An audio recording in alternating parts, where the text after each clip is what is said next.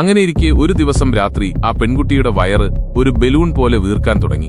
പേടിച്ച് അവൾ വേഗം ബാത്റൂമിലേക്ക് ഓടിപ്പോയി ഛർദ്ദിച്ചു. അവൾ വിചാരിച്ചു, എനിക്ക് ഗർഭിണിയാണോ? അപ്പോൾ അമ്മ അവളെ സമാധാനിപ്പിച്ചു. അതൊക്കെ വെറും ഗ്യാസാണ്, കുറച്ച് മരുന്ന് കഴിച്ചാൽ മതി, അതങ്ങ് മാറിക്കോളും.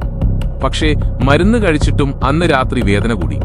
അച്ഛനും അമ്മയും അവളെ വേഗം ആശുപത്രിയിൽ കൊണ്ടുപോയി. രക്തപരിശോധനയും സ്കാനിങ്ങുമൊക്കെ കഴിഞ്ഞിട്ടും ഡോക്ടർ പറഞ്ഞു, എല്ലാം നോർമലാണ്. നിരാശയോടെ അവർ വീട്ടിലേക്ക് മടങ്ങി.